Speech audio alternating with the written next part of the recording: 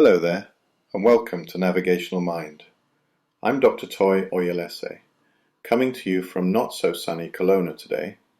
Seriously, it's one of those days that makes you wonder if British Columbia is just trying to keep you on your toes.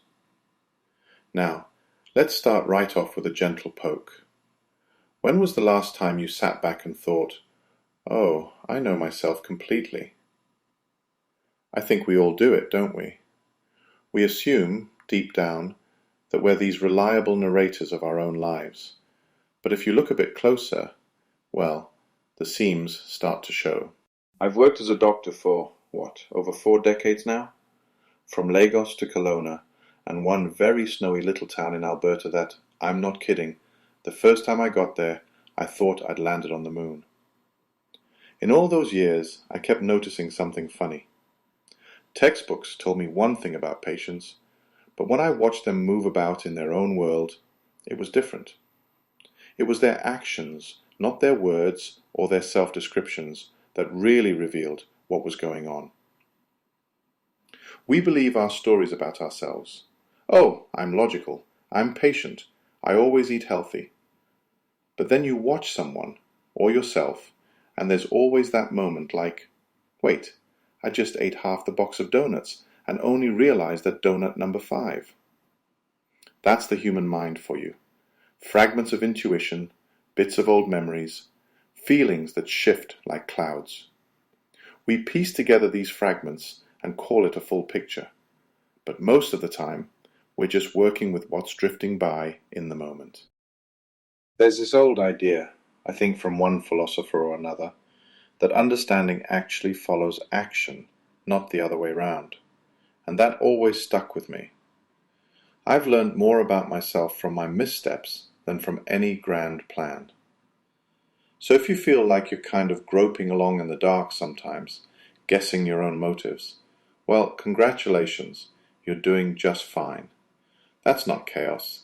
That's what I call normal, sometimes even intelligent. Now, I want to try out an image with you, one I use with my patients sometimes.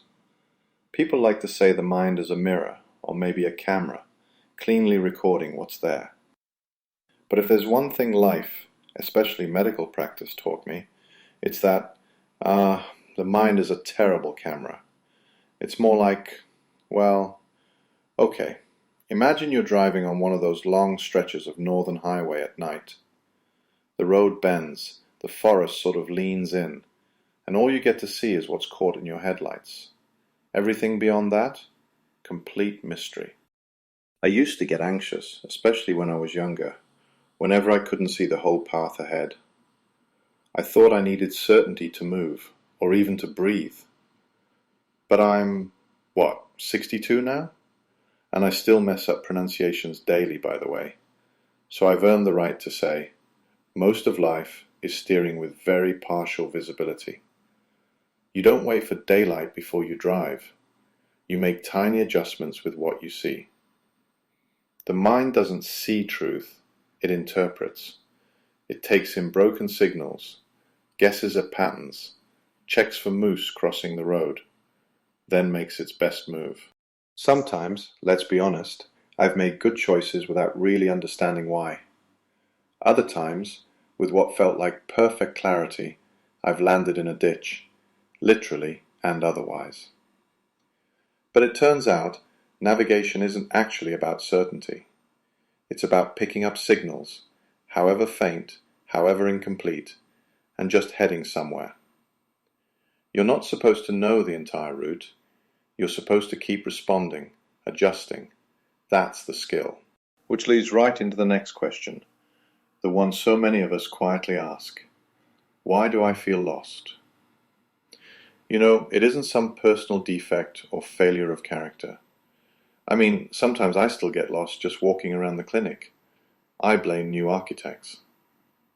But seriously, feeling lost is less about being wrong or broken, and more about, losing your sense of direction, inside, in that layer cake house that is the mind. I picture the mind as this house with lots of residents. Sometimes the voices inside line up and it's smooth sailing. Other times, They disagree, bicker, tug in different directions. You want to take a new job, but another part is terrified of change. You say you'll exercise tomorrow, but the resident in charge of now just wants tea and a warm blanket. None of this is evidence you're failing. It's just the rhythm of a mind that isn't built for perfect clarity, but for conversation, inside and out. I'll leave you with a question I like to ask, in the clinic and beyond. How do you know when you're lost, and what have you learned from those moments? That's the real map. And if you think you're the only one fumbling with a broken compass some days, believe me, you're in good company. Next episode, we're meeting those inner residents properly, some cheerful, some tricky. If you enjoyed this, take a moment to ask yourself, where are you navigating without a map? I hope you'll join me for more exploring, one headlight beam at a time. Thanks for listening.